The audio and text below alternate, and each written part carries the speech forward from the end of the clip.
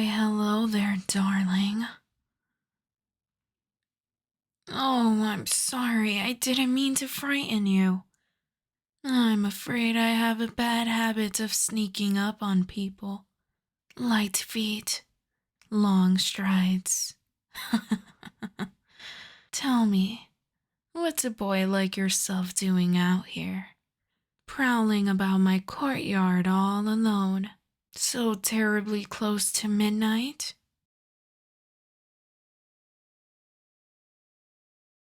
Lost? You're lost? Oh no, poor thing. Well, how very fortunate that I found you. I know these grounds very well. Let me assist.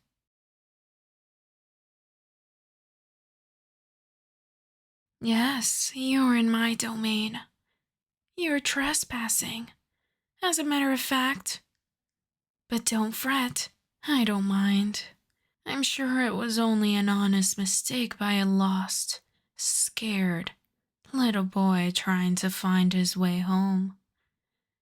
Do you see those majestic gray towers spiraling up into the clouds behind me?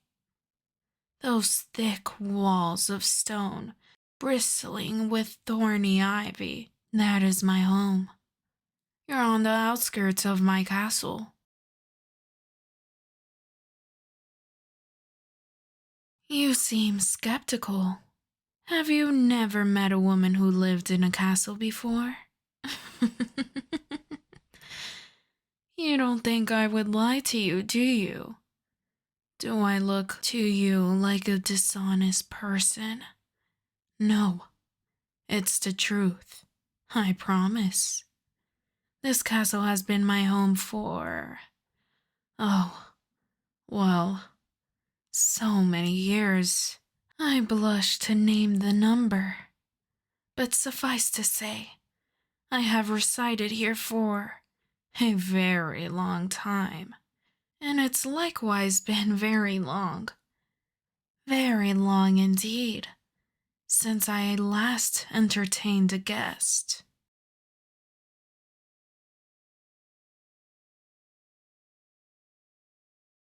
Oh, well, how kind of you to say, good boy. You're quite the little charmer, aren't you? I can already tell we'll get along famously. I have been told before that I look younger than my years. Perhaps the soft moonlight is merely being generous with my features. Or perhaps it's true what they say, that young men often mistake the refined, regal beauty of an older woman for youth. Do you think that's true?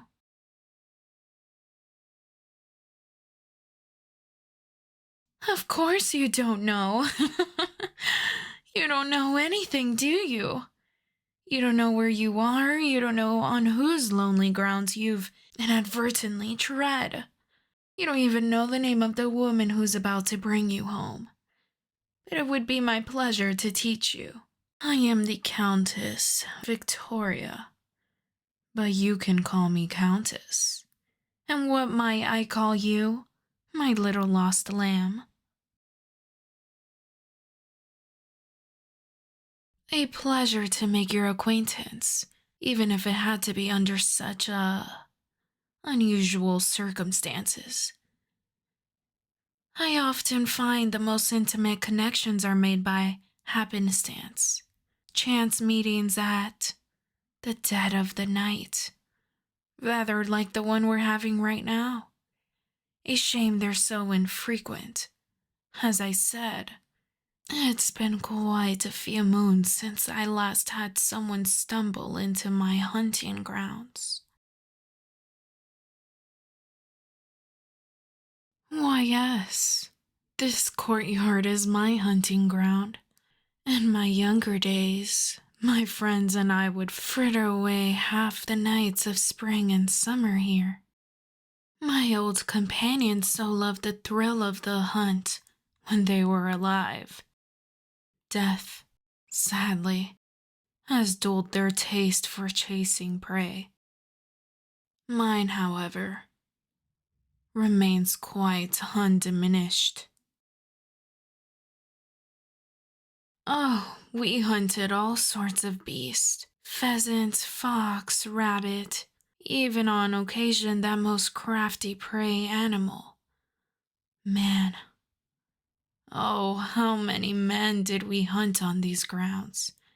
And how many women, too? Dozens, doubtless. So long ago, but their heavy footfalls, those haggard breaths, the rank scent of fear in the midnight air. The memories are as crisp and savory as though they were made only yesterday. Oh, are you frightened? Don't think I didn't see you step backwards just now. What's wrong? Don't bother speaking. Your stammering is quite cute, but also quite unnecessary. I know just what's happening. Something in you knows instinctively that I'm telling the truth. In fact, something about me you can't quite put your finger on has had the hairs on your neck standing up and goosebumps prickling your arms since you saw me, hasn't it? This frail woman all alone here in the dark has you slowly melting into a messy bundle of nerves. That's all right. Here, let me make this easier for the both of us. No, no, don't struggle now. I have you. You're not getting free. Let me just wrap my arms around you and draw you into my body. Do you like that? No. Oh, what's the matter, darling? Are you one of those boys who doesn't like to be embraced? Are you shy? I only wish to give you a big hug. Come here. You don't want me to? A pity, I'm afraid I have to insist.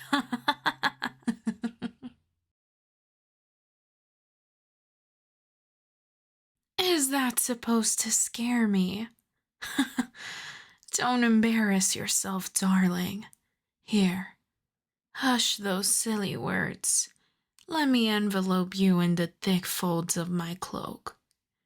It's real bearskin here. Feel it? If you can in this position. I felt the fine specimen from whose pelt it was just fashioned myself years ago, deep in the forest beyond the grounds. Such a majestic creature, so massive and virile, yet still so helplessly mortal underneath it all. You don't truly believe that a woman who's slain beasts like that is afraid of some shivering little whelp practically in tears already, do you?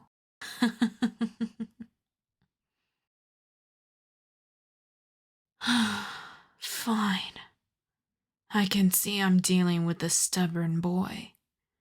Keep struggling all you like. I'm actually almost starting to enjoy it. Your little warming and wriggling is adorable in a way, and those indignant, breathless shouts of yours as you squirm in my arms are not unamusing, if only because I can see how flustered you're getting at finding yourself to be so much weaker than I am. It's more than a touch humiliating, isn't it? Being effortlessly overpowered by an unarmed older woman. Yes, that's all right. You can try to duck down. You won't slip through my velvet gloved fingers so easily. Maybe it would put you more at ease if we lay down anyway. The dewy grass is soft enough to be comfortable. There. Don't fight. It's hopeless. From the moment you stepped into my lair, you were inexorably, inescapably mine. You simply didn't know it yet, poor boy. But this doesn't have to be difficult if you don't want it to be. Just let me lower you down. Let my strong arms encircle you and my long legs pin yours down. Let me slip a glove off and let a soft, pale hand cup your face. That's not such a bad feeling, is it? Your cheek is awfully warm. I like it. Scream all you like. No one can hear you. Nor would they have the courage or the strength to save you even if they could. But we don't need anyone else to intrude on this special moment we're sharing. Now, do we? Oh, such soft hair. I hope you don't mind me petting it. Oh no, don't lie to me, darling. You like it when I pet your head? I heard that purr. Shall I reward you with another? If I do, I hope you'll be a good boy for me and stop struggling so much. Oh, there's that whine again. You do like it. Of course you do. My touch is soothing, isn't it? You can't explain it any more than you could explain your wordless fear at the sight of me earlier. But I can see a strange kind of petrified contentment. Maybe even verging on enjoyment, starting to dawn in your eyes. Sure, you're still thrashing, but I can feel those wails and pleas for me to release you getting less convincing by the second. Those spasms and shakes getting weaker and more half-hearted. Don't worry, it's normal. My kind can be very enticing to humans. It's in our nature. It's quite common that boys like you come to enjoy being in our embrace, being the subject of our affection, even in the throes of being hunted by us. Of course I'm not human, darling.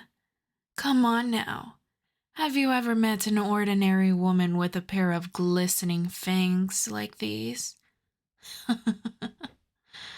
Oh, they make your little heart quiver when I bare them, don't they? So long and white and immaculate and sharp. I adore that little flash of fear in your wet, nervous eyes. But I can see that they excite you a little too. I know precisely what you're thinking. You've figured out what I am by now, haven't you? And you're wondering what it would feel like if these fangs of mine found their way to your pretty, little exposed neck. And I just... but don't worry. Tempting as it would be, I'm not going to feed on you yet. It's been so long since I've had a human stumble into my web. This spider can sheath her pincers for the time being and playing with her food a little. In fact, there's something about your demeanor I'm growing to find quite amusing. That anxious mewling, those frightened puppy eyes. I think I'll take my time with you. No struggling. Be still, calm yourself. Good boy. See how quickly you've begun to obey? Oh yes, you might be suited for more than just a meal. you might be a candidate for more. I'll take my time with you indeed. I was a human once as well, long ago. Just a small, inconsequential girl running around in this big, bustling world. Not so very different from you.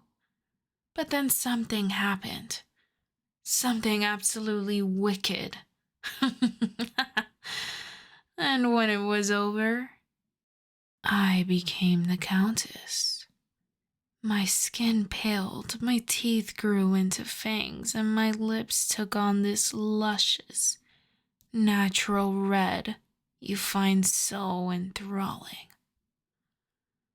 Oh, did you think I didn't notice your eyes flitting down to my mouth, to these voluptuous lips of mine? Don't be shy. I'm flattered. If you wanted a taste, all you needed to do was ask. This need not to only be fun for me after all. How long has it been since I felt trembling human lips on my own? That was excellent. And I can see from that look in your wide eyes that despite your shock, you're no less satisfied. But we're hungry creatures, aren't we? The both of us. We can hardly stop at the one bite.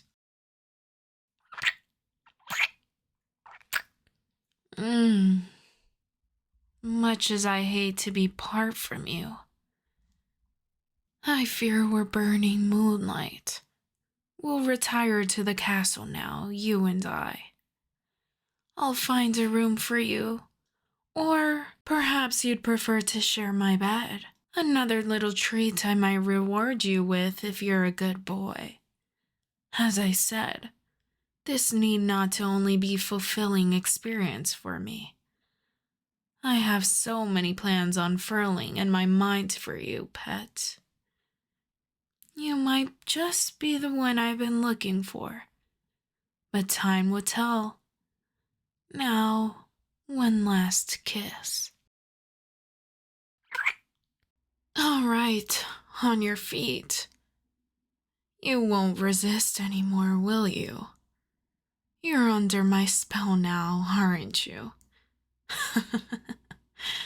I can see it in your eyes, even as part of you wants desperately to run. You can't help but instinctively obey your gentle mistress. Good boy, but next time, you must respond with, no mistress, or no countess. I haven't decided how I'd prefer you to address me when you're serving me. But you will be serving so much in the coming days.